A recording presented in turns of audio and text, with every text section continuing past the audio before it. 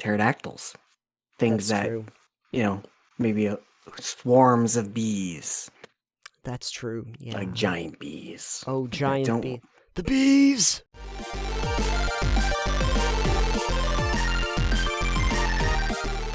Something came over my feed on Reddit from DM Academy. They keep coming in, but there's good questions here. And the question that this user asks is, what are your thoughts on flying PCs?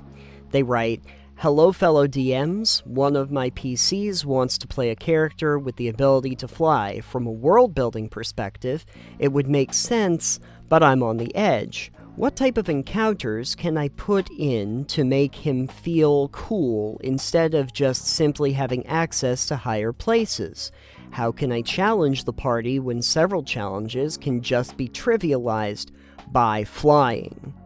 Okay, fair enough question. There are races in D&D, like the Aarakocra and the Owlin, that do fly. What do you do? How do we make PCs that fly have more agency than just getting over chasms and stuff? Well, there's a lot of different ways you can deal with that. As an example of getting away, if they're trying to get over a chasm that you want to challenge, like a couple different ways. Maybe there are predatory species in the air, pterodactyls. Things That's that, true. Maybe swarms of bees, That's true, yeah. like giant bees. Oh, giant don't- bee. The bees! Or, for instance, maybe there's a howling gale that's shooting over the chasm, and it's only able to be crossed via this bridge or some other method. Oh, Because if okay. you fly up above it, the airflow will basically make you tumble out of the sky. If you don't want to just mitigate the idea of them having flying, you could try something like, what was it in Outer Wilds? Remember there was that world where there were just all the cyclones? You could have just a bunch of cyclones, and then it's not just oh, I just fly over the obstacle. I've got to maneuver through the obstacles. It's the Death Star trench run, but for your character. You now have an actual thing you've got to do. I have to run through the chasm because the air is not actually safe. The air is not lava. The air is not lava. And, we're talking about places where you could have prismatic walls or other real big obstacles that are aerial based that might actually make the air more dangerous than if they were on the ground. I would say that having something that is aerial based would also just give the flying PCs a little bit more agency as something to do. It's not just a way to overcome an obstacle as a cheesy sort of thing. You actually have a reason to have an aerial PC. Giving them reasons is a really good idea too. I give him challenges, give him obstacles that maybe the flying PC actually can specifically deal with because they can fly. And also remember about weight limits. I think that that's important to know that, flying characters do have certain weight limits that they can carry or they can't fly so well. It doesn't necessarily have to make narrative sense to have a flying PC, but it would be really good to be able to do something with the world building where it meant something more than just... I mean, maybe. I don't think it's necessary just because your players have chosen a character that can fly.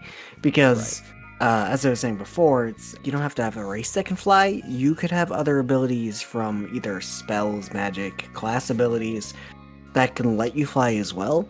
My druid, at the level they were at, could fly, could turn into a bird, any type of flying animal they wanted. Let me tell you how you can trivialize combat with wild shape, flying, and call lightning. Call lightning you only have to concentrate on, and you can concentrate on a spell while in wild shape. And call lightning's range is 200 feet. When you're flying around at bird speeds at 200 feet in the air, you're hard to hit. A little bit. And you're just calling down thunderbolts on people's heads. Certainly. At that point, from your character's perspective, you're pretty much playing like a top-down RTS. I was just kind of going, oh, that creature's big, let's just fly out of its range and just zap it. a bunch. Yeah. That was always the thing that I was thinking about. Like, if you have a flying character and the flying character could go up, when it comes to combat, anything that's a melee combatant is pretty much screwed. As long as you have some kind of range combat, you know. At least if you're ground based, I mean, they might be able to close the distance, but not if you're 50 feet up in the air. It's just not if you're 200 feet up in the air either. No, and they have a melee range of 5 feet. So yeah, and I've got a call lightning range of 200 feet. Yeah, exactly. So yeah, that combat was fun. I'm sure it was. Did the DM have a migraine when you did that? No, I don't think David had a migraine. Oh, okay. I think he was like, did not expect that. That is a creative way to deal with that. It was like, yeah. The one time I had to deal with flying was actually not a character that I was playing or anybody in our party. It was a dragon that we had to deal with, and none of us could actually fly. So it would have been really helpful if one of us could. But luckily, you know, if you have spellcasters with a ranged attack, or you have, I don't know, a particular shadow monk that can shadow step onto the back of a dragon, you know, that also helps. But in terms of a flying PC, one of the comments that was left at the top was, large chasms and high paths are still hard. Great, now you can fly and scout ahead, which means you avoid some traps, but everyone else needs to follow too. Flying enemies give them both a challenge and something only they can fight, assuming you don't have too much range. That's the other thing too. If you're in a party, you can get over some obstacles, but your party can't. Like, yeah. I mean, it would be good if you could go over a chasm. I mean, you could use it to try and do problem solving, but I think what would happen is you have to get over the chasm, which means that you have to, like, bring rope or something and then tie it off or something so that the rest of your party can get across, you know? Right. To deal but a pitfall you want to avoid there, I think that person said, is specific encounters that only that character can deal with are not ideal. Because then you're omitting the rest of the party just because this one character can fly. Yeah. Suddenly an aerial duel where the rest of the party is just spectating becomes a spotlight for the one character, and that might be okay once in a while because every character deserves a bit of spotlight, you know? Sure. It wouldn't be ideal to have that kind of thing happen often. Right. One of the easiest ways I think you can deal with this is have archers or some other kind of ranged combatant, spellcaster, something like that. And then chances are, from a logical standpoint, the archers or spellcasters, anything with a range, will probably be targeting the character that is flying. You know, I would imagine that in general, unless there's something more immediate, the character that's flying they'll know is going to be their job. And so, you know, you have a volley of arrows headed toward that one character. Sure. They've become a target. There's always a difference between intelligent NPC enemies versus non-intelligent NPC enemies, because intelligent ones are going to go after who they think is a threat. Right. A lot of times. They don't necessarily have to, but like in my mind, intelligent enemies, spellcasters, people with bows, just smart enemies are going to go after the people that look the weakest, or they're going to go after the people they view as the biggest threat. You know who you go after in a video game first? You go after the little plebs. You go after if you're in a boss fight that's got the add-ons and stuff, the first thing you aim for are the healers. I usually go for the glowing weak spots. Yeah, you play single-player games, Nathan. I do. No, you want to go for the healers or the ones that are giving buffs. Yes, you usually take those out first. And then you go after the boss. So if you've got archers who are smart and see this guy in the air, they might go after them.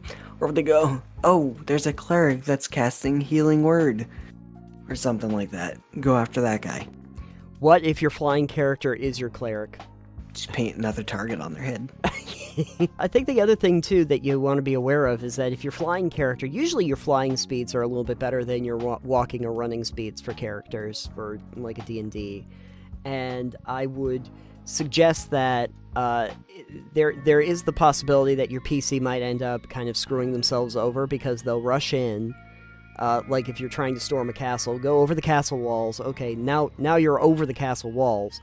And if for some reason they get knocked out of the sky or something else, now they're in the middle of the castle by themselves, and the rest of the players are outside of the walls, and they have kind of screwed themselves in that. They've basically, what they've done is they've done the Icarus thing. They flew too close to the sun, and now they have fallen from the sky, and they have separated themselves from the group. I think a flying character that is either a warlock or a ranger might do extremely well.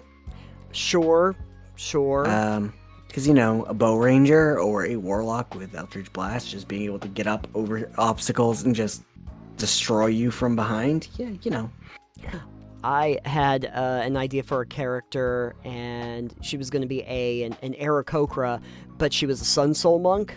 And so the fun thing there is just being able to use your ki to basically send down these balls of lightning, because you can do your unarmed attacks, but as a ranged attack for There you go. 70 feet, 60, 70 feet or something. And at level 11, I think Sun Soul monks get this light blast attack that does radiant damage in a 100-foot radius or something like that across 200 feet. I'm like, hey, you can fly up, you can use the thing. Just start using fire your laser. You fire your orbital laser at everybody. The point here is I don't think you should punish characters for picking something like that can fly. Sure. They shouldn't just be punished out the gate for it, because that's not cool. Right. But at the same time, they should be well aware that if they are abusing their flight to do things and single themselves out by being the only character that can fly, then that comes with the added opportunity of enemies to attack them while they are separate from the party. I think it'd be even funnier if you did a paladin in heavy armor that was near a flying class, and then they just couldn't fly because they're wearing too much armor. They're wearing too much armor, yeah. Or a tower shield and plate mail wearing fighter with a great sword. You do a barbarian though, fast movement, light armor, or no armor, flying rage.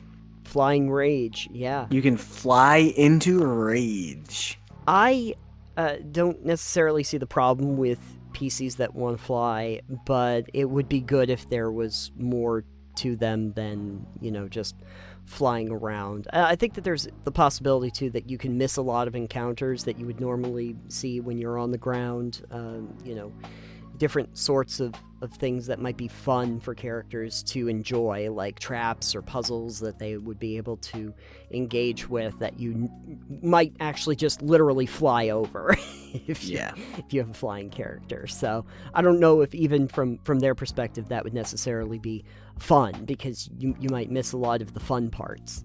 So the question that I would ask everybody else is, have you had a flying PC in your party, and how did that go? Because I'm sure we have a whole wide range of possibilities there.